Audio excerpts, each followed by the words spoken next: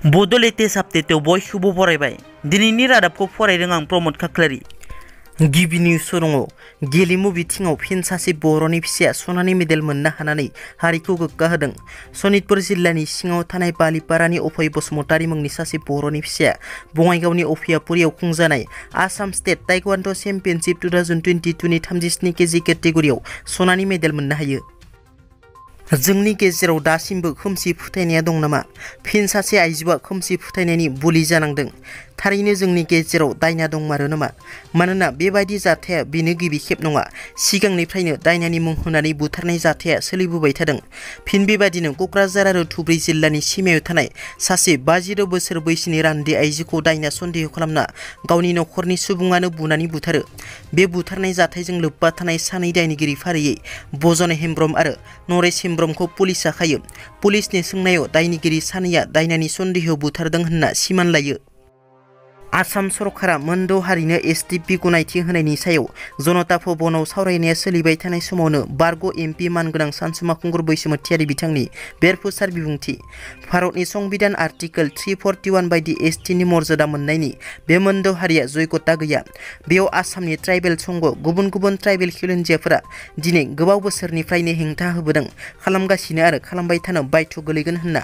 दिनैनि जानो गोनां सावरायलायनायखौ मिथिनायनि उनावनो आसामनि WBT बिफाननि मन्थ्रि डक्टर रानथ पेगुनो दिनै फुंनि समाव फन खालामनो नाजादोंमोन, नाथाय फनाव मोनैलाय थेवबो बिथांनो मोनसे स्पेसियेल मेसेज लिरनानै वाट्सएपनि जोहै बिथांनो फोरमायहरदों होनना आरो आसाम सरकारनि बे थांखिखौ गोख्रों रावजों सोंखारियो सानसुमा खुंगुर बैसोमुतियारि बिथाङा।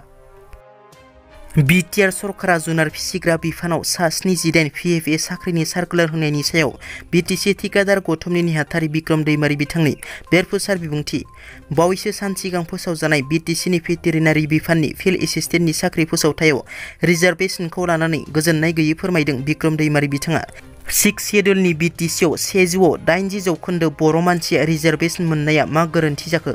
जाय 80 जौखोन्दो रिजार्भेशन मोननायखौ दिनै आसामनि रिजार्भेशन बायदि बाहायनो नागिरदों बिटिसिनि थार्ड ग्रेड पस्टआव, अब्ला बे 78 पस्टआव बर'फोरा 10 जौखोन्दोल' रिजार्भेशन मोनोब्ला बर'फोरा सा 9ल' मोननो हायो।